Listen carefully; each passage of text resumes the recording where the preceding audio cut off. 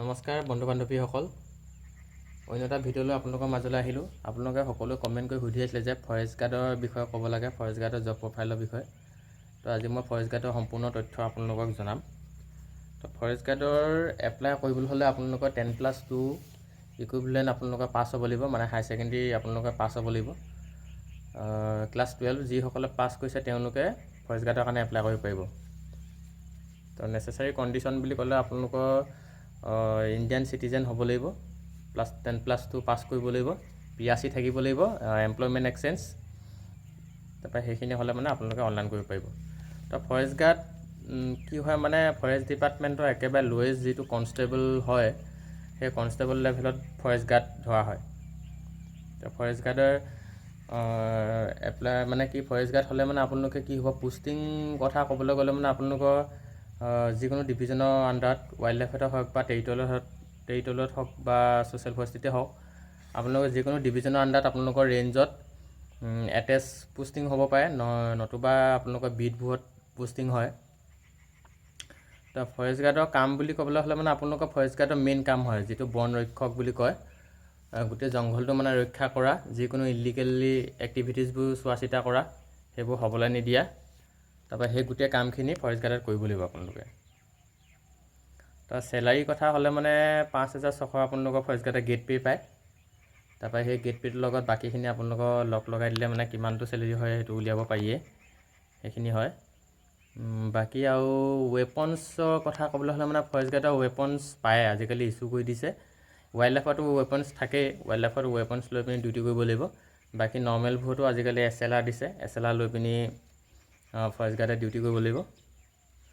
কিছুমান প্ৰায়ভাগ কিছুমান ডিভিজনত মানে কি একেবাৰে ৰাইফল লৈ পিনি নকৰিলেও হয়, ডিউটি নকৰিলেও হয়, কিন্তু এই ৰাইফল এটা ইছ্যু কৰি দিয়া দেখিছোঁ মানে চবকে।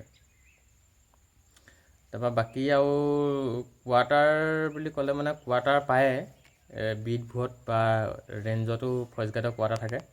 সেই কোৱাৰ্টাৰত আপোনালোকে থাকিব লাগিব বা থাকিব পাৰে আপোনালোকে। ফৰেষ্ট গাৰ্ডৰ পাৱাৰ কথা ক'বলৈ গ'লে মানে ফৰেষ্ট গাৰ্ডে গোটেই জংঘলখনত পেট্ৰলিং কৰি থাকে। পেট্ৰলিং কৰা ডিউটি তেওঁলোকৰ মানে লগত বেটেলিয়ন লৈ পিনে যে ইনচাৰ্জ তেওঁলোকে পেট্ৰলিং কৰিবলগীয়া হয়। আৰু পেট্ৰলিঙৰ ক্ষেত্ৰত পাৱাৰ বুলি ক'লে তেওঁলোক ফৰেষ্ট গাৰ্ডে চিজ কৰিব পাৰে।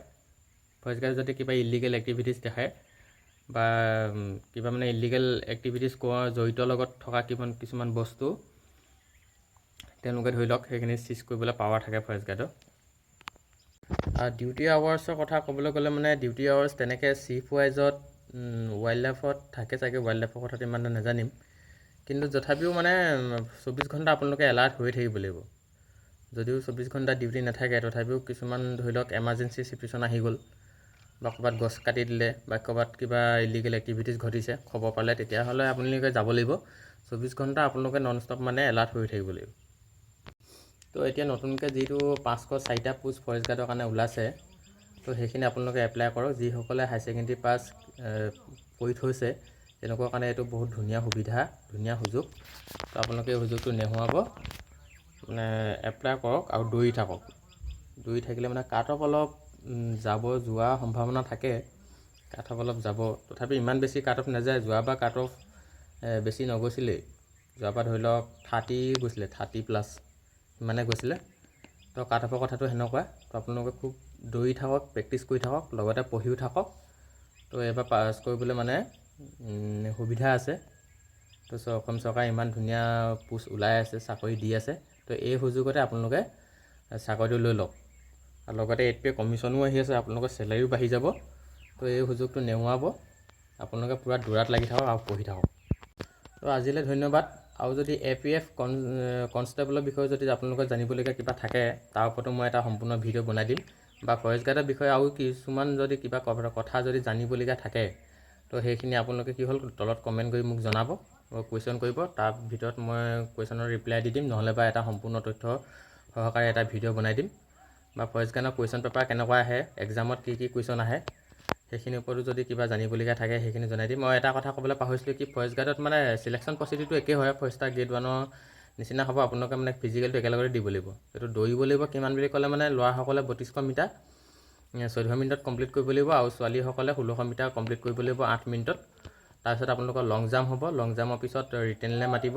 যিসকলে কোৱালিফাই কৰিব কাট অফত নাম আহিব ৰিটেনলৈ মাতিব। ৰিটেনত মানে কোৱালিফাই কৰা সকলক ভাইভা টেষ্ট হ'ব। ভাইভা টেষ্টৰ পিছত আপোনালোকৰ ৱাকিং টেষ্ট হ'ব। তো ৱাকিং টেষ্টত যিসকলে কোৱালিফাই হ'ব সেইসকলৰ ভিতৰত মানে আপোনালোকৰ ফাইনেল মেৰিট লিষ্ট বনিব। তো সেয়া কথা।